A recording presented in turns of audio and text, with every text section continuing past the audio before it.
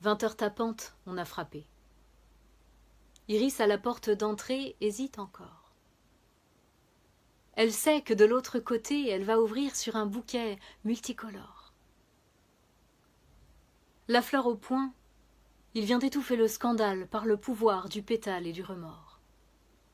Rose à la main, avec la démarche confuse, il vient se confondre en excuses. Une fois, encore. Il offre des roses et des bleus. 20 heures tappantes, on a frappé. Iris à la porte d'entrée oscille encore. Elle sait les couleurs, les odeurs, elle connaît le pouvoir des fleurs, elle refuse qu'elle l'excuse. Une fois, encore. Il offre des roses et des bleus. Le moment pour elle de choisir est arrivé. Lui tenir tête ou obéir, est-elle libre de décider? Derrière la porte, il entend ses hésitations, alors que le diable l'emporte, il lance son argumentation. Iris a peur, Iris a tort, et la torpeur qui lui fait corps la désincarne en louvoyant lorsqu'il lui souffle un nouveau vent. C'est la promesse d'un voyage. Il arrêtera d'être volage, de jouer avec ses sentiments, de l'éloigner de ses parents. Il arrêtera les critiques et les remarques sarcastiques, les humiliations quotidiennes, les intimidations malsaines. Il apprendra, voilà, c'est ça, à la serrer entre ses bras, sans étrangler entre ses doigts ses désirs, ses rêves et ses joies.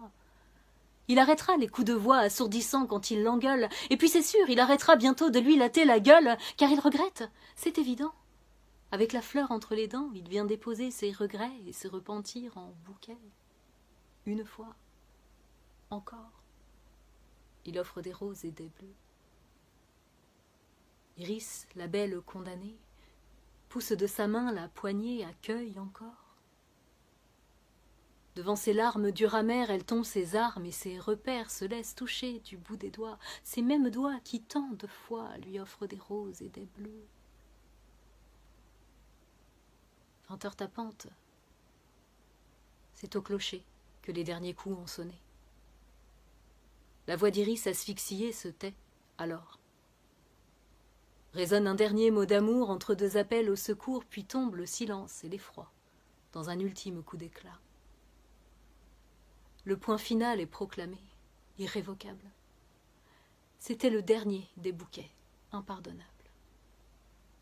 Iris, Aurélie, Natacha, André, Valérie, Laetitia, Christine, Déborah, Virginie, Geneviève, Anne et Nathalie, Florence, Herma, Anne-Sophie, Camille, Lola, Stéphanie, Brigitte, Raymonde, Karine, Olivia, Claudette et Céline, Mathilde, Linda, Hilary, Aïssatou, Claudette, Janie, Thérèse, Aurore et Monica, Marguerite, Laure et Barbara, 102 femmes tuées sous les coups de leurs conjoints.